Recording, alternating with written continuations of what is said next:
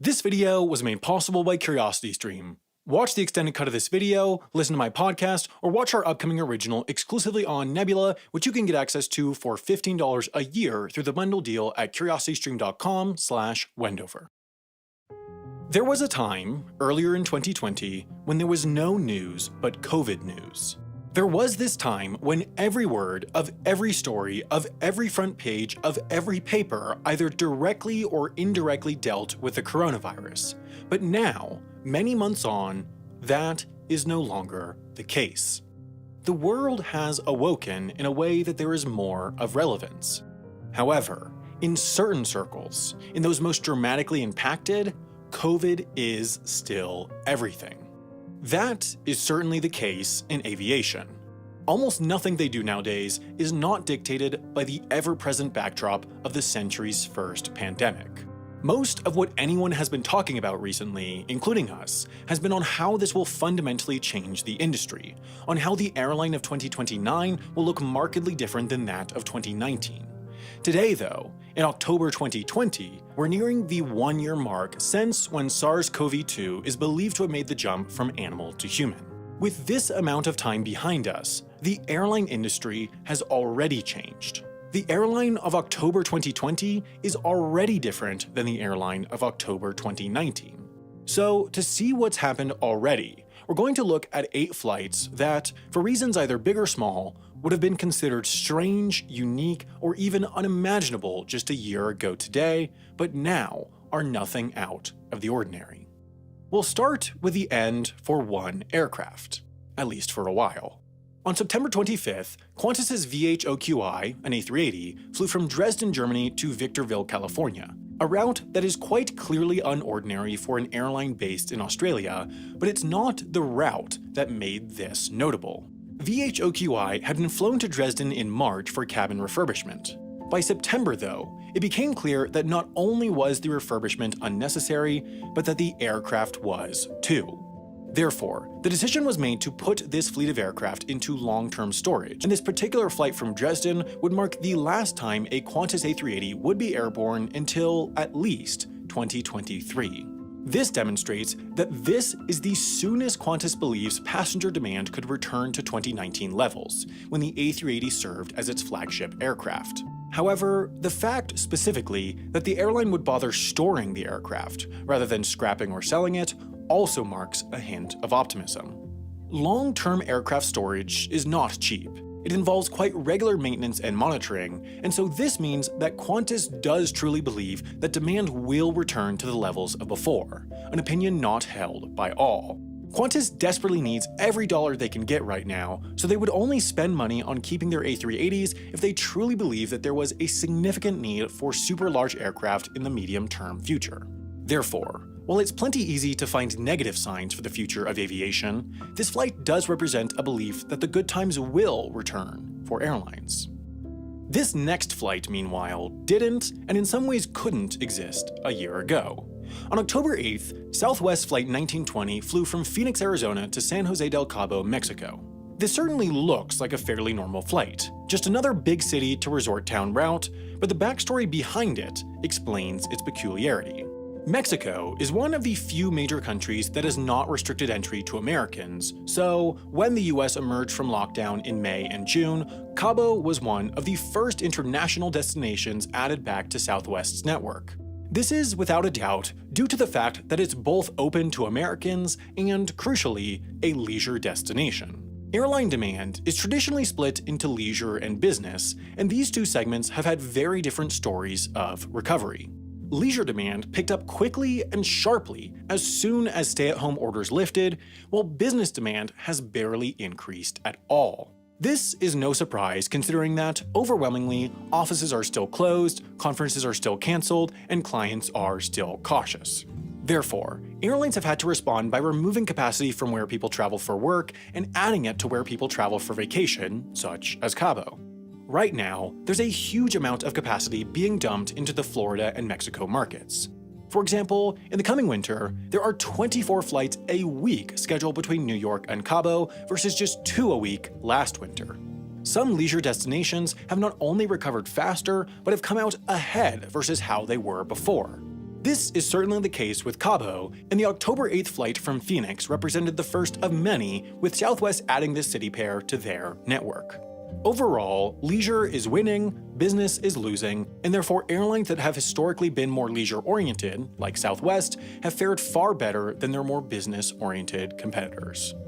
One of those more business-oriented competitors is United, which announced this new route from Milwaukee, Wisconsin to Fort Myers, Florida. Much like Southwest's flight, this probably doesn't seem that strange, but for United, it's a dramatic deviation from the mean.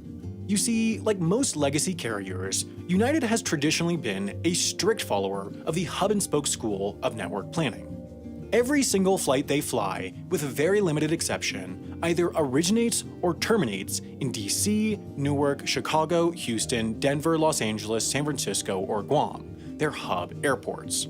This flight, though, along with a whole package of others announced at the same time, does not. United wouldn't break from precedent without a good reason, and so this must mean something. Most likely, it indicates a mix of desperation and innovation. Desperation because they're now seriously competing on leisure routes, something they avoided before, and innovation because United is reinventing its network design and getting a little more creative. Creativity and innovation is what pushes an industry forward, and so, even if it comes in the form of a route that is just ever so slightly different, it demonstrates a characteristic that would be welcome once the downturn is over. Airlines are now willing to find revenue wherever it might be, whereas in the past they might have only chosen to pursue the most profitable form of revenue.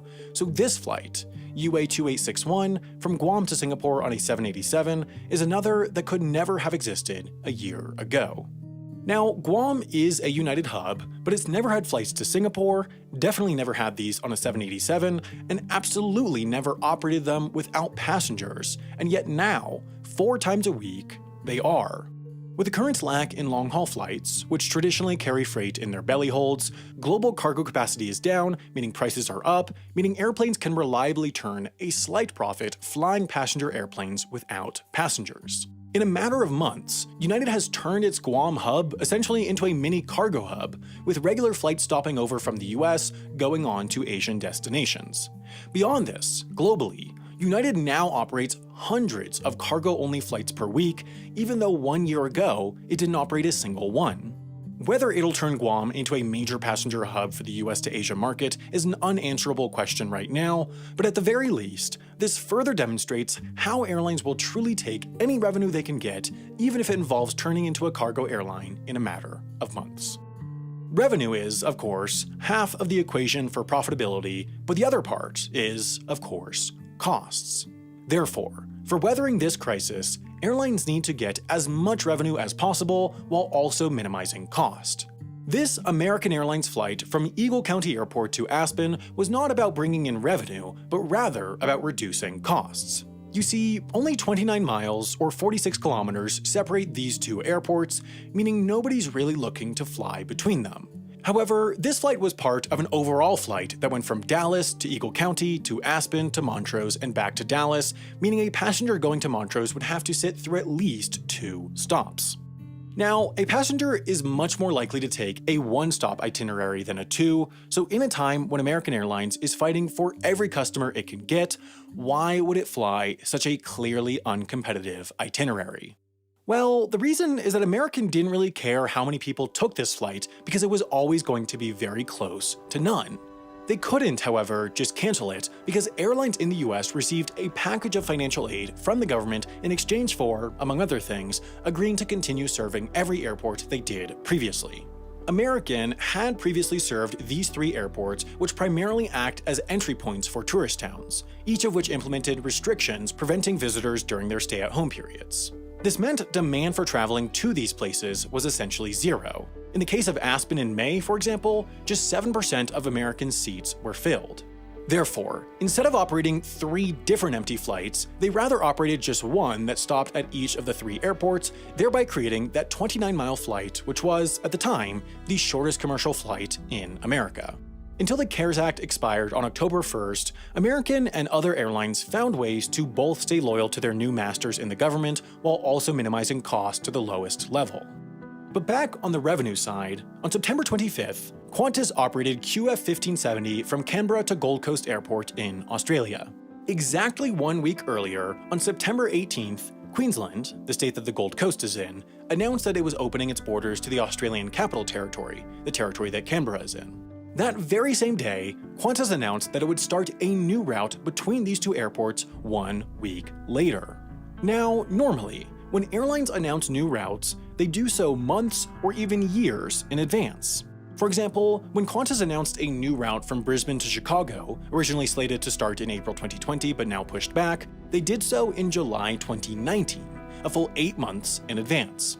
To shorten this to 1 week is unprecedented, but with borders opening and closing at a moment's notice, predicting demand has become incredibly tough. So, in this case, Qantas saw that demand for travel to Queensland was going to surge, and they were able to respond lightning fast, allowing for them to capture it. Other airlines around the world have done the same, and the industry, in general, has become more agile and data-driven. These will be useful skills for airlines to maintain long into the future, as when there is demand, a company's excuse should never be that they couldn't act fast enough to capture it. Sometimes, though, it's strategic to ignore demand. On October 6th, American Airlines flew its last flight from Greenville, North Carolina for at least a month, but likely longer. An airline pulling service from a small regional airport in a time of economic crisis is nothing unexpected, but this case stands out. The cut was originally announced as only for a month, from October 7th to November 4th, a date recognizable for its proximity to the November 3rd US election. There's no reason for an airline to believe that the economic conditions that make a route unprofitable on October 7th would be resolved by November 4th. If anything, they should get worse as winter nears, so suspending a route for only 1 month to save money doesn't make sense. In addition, this service suspension was announced along with 14 others impacting 14 small airports in 14 different states, including Pennsylvania, Iowa, North Carolina, and other swing states in the 2020 election. Also, many of the states that American Airlines cut service to have incumbent senators who polling data indicate might lose on November 3rd. This includes Tom Tillis, who, as happens when small airports lose their only commercial service, immediately faced pressure from his constituents to bring flights back to Greenville. American Airlines is essentially playing chicken with the US government. With CARES Act funding having now expired, airlines desperately want more financial aid from Congress, and with 15 routes to 15 states cut, there are now 30 senators that have to answer for why they haven't passed an airline relief bill to help save these small towns' service. In the end, 3 of these suspensions didn't go through, but most others were extended another month, thereby ratcheting up the pressure on Congress by signaling that these temporary suspensions might not be so temporary if they don't get the relief they say they need. While in the US and elsewhere, airlines' continued survival is increasingly linked to politics, in other places, it's always been. China's aviation recovery has played a key part in the country's narrative of overall recovery, which is, at least compared to other places, genuine. On August 28th, Chengdu Airlines Flight 2712 was the first to leave from the airport that, 8 months earlier, undoubtedly played a central role in spreading the virus across the globe, Wuhan Tianhe International. This flight, though, was the first of hundreds to leave Wuhan that day, and that day, in fact, was the first when the number of flights in the country reached 100% relative to January 1st of the same year. China's aviation recovery was fast, in part because China's virus recovery was fast. The country's airlines are not completely back to normal yet. Their load factors and fares are lower than before, and their international market is still nearly non-existent. But China's airlines, along with those of New Zealand, Australia, and all the other countries that have successfully curbed the virus, demonstrate that the economic crisis cannot end until the public health crisis does, and therefore, no matter which one cares about more, the route to recovery always starts with health. The YouTube algorithm, as any creator knows, is optimized for one thing: keeping the average person on the platform for the longest time. But for us in the educational niche, our audience likes different things than the average YouTube viewer. We know what our audience wants, but sometimes that doesn't line up with the stuff that the YouTube algorithm will favor. For example, I wanted to make this video longer, but I had to keep it within the key 10 to 15 minute length so that performance didn't tank. Instead, I've cut it down from covering 10 flights to just 8 and put an extended version with what I thought were the least important of the 10 on Nebula. This is just one of the many pieces of exclusive content you can get on there, including Showmakers, the podcast from Real Engineering, and myself, where we interview other great creators such as Stephanie from Real Science or Evan from Polymatter, or our next Nebula original, which we're putting the final touches on currently and will release in a few weeks. Of course, the best way to get access to Nebula is through the Curiosity Stream bundle deal, which also gives you access to all their thousands of truly interesting documentaries and nonfiction shows, which each entertain and educate. Together, Curiosity Stream and Nebula represent the best deal in streaming because at $15 a year, it's the same price as a month at other single streaming services, so make sure to sign up before the current sale pricing is over at curiositystream.com/Wendover.